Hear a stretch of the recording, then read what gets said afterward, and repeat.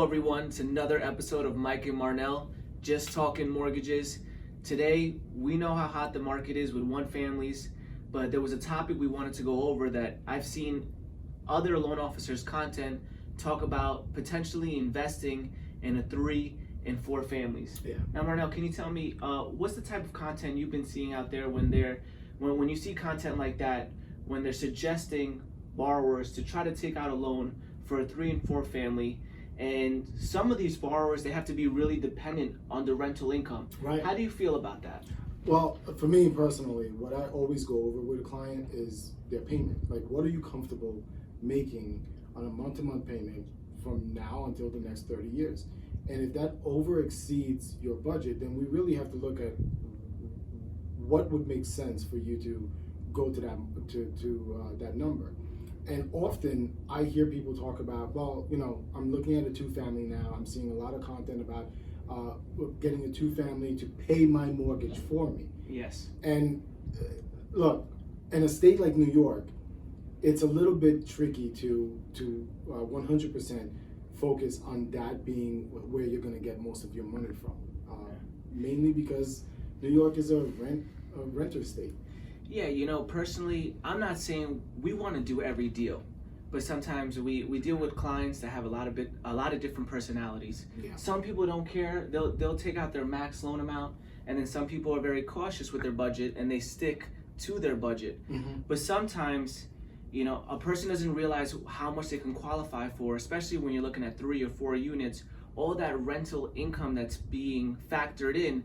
And if you look at the market rental income, it kind of goes up a little bit. Sure. every year. But the problem, as you said, New York State especially, they do anything to protect tenants.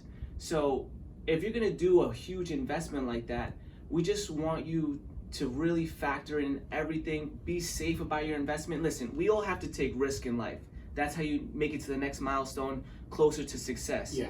But you wanna analyze every little thing, because if something were to happen with those tenants, they lose a job. You need a what if moment. Yeah, exactly. That's Worst really, case scenario moment. Right, and that's how I like to qualify someone. If you're understanding that your payment is going to be, let's call it $5,000 a month, and that's your total payment. Forget about the fact that you're renting to someone that's going to be paying you $2,000 to $2,400. No, your payment is $5,000.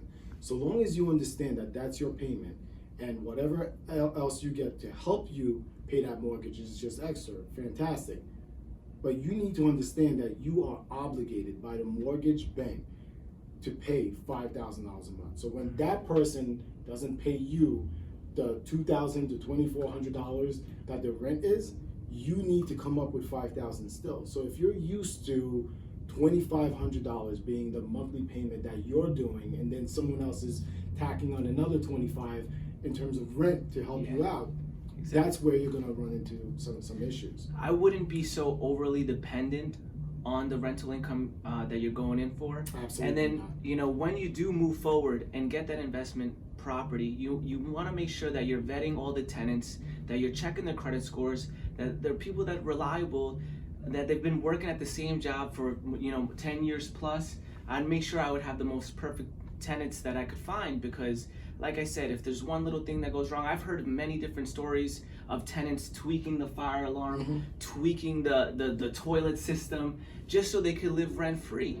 And a lot of these renters, it's a small community where they tell other people, their friends and buddies, what tricks to do so they don't have to pay their landlord. And nobody's gonna protect you here in New York, and the eviction process is hell. So when you're going for a 3 to 4 family, don't look at just what's pretty. There's a lot of people out there saying, hey, you can get a 4 family with FHA, 3.5% down. Pushing people towards that. Yes. And that's my main concern is, okay, mm-hmm. fine. If this is something that you want in terms of, helping yourself out, investing, passive income for the future, it's a great thing to do, but know what you're getting involved in. And we as loan officers map out all of that to our clients. But it's at the end of the day, you're the one making the mortgage payment. So be very mindful of the situations that you're putting yourself and your family in at the end of the day. You want to make sure that you're protected. You want to make sure that you can cover your payment. God forbid, Exactly. look at what happened. We're in a, we're just getting out of COVID. Just happened, right? And that that could be something that hurt a lot of landlords. Yeah. That hurt a lot of landlords who are, owning 4 families. It's not only our job to just qualify you for a loan, but it's also our job to really make sure, is this something you can handle? If an emergency were to happen, do you have emergency funds left over to cover your mortgage? That's why banks nowadays are really big with reserves. Yeah. They want to make sure that you have money left over even after your closing, just so you're not completely tapped out. So it's not just our job to qualify you and close you.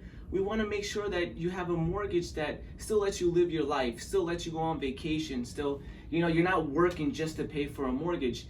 And things could turn upside down real fast if you're dealing with a 4-family and none of your tenants are paying. And what a lot of people don't like to mention with an FHA of that loan size is the PMI. The PMI could almost reach $1,000 a month. And then you're looking at a mortgage of $7,000 to $8,000 a month.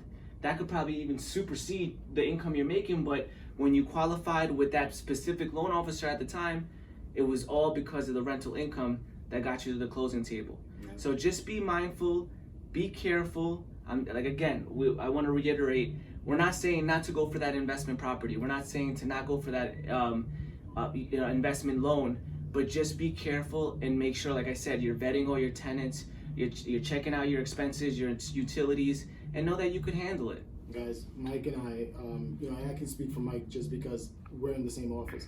I hear him. We care about our clients. It's never. Are you sure? Are you sure about that one? Yeah, it's never one and done. The clients are like family to us. So if I'm not going to put a family member in something that's going to detrimentally hurt them and their family, I would not do the same to you. And again, it's just with this market, there are people telling people to do things that just don't make sense for them. So again, be mindful, speak to your loan officer, make sure that you have a team that's really going to look out for your best interest when you're going into this. Because it's a lot, we're talking about a lot of money in a lot of years. Yeah. Most of you are going to be paying this off for, at the very least, 30 years. So if you want to know more information about an investment property and what are the contingencies that come with that, please give us a call, DM us. Like we always say, we always want to hear your feedback. We want to know what the followers and the people watching this video are thinking. We're here for you, and we're here to service you.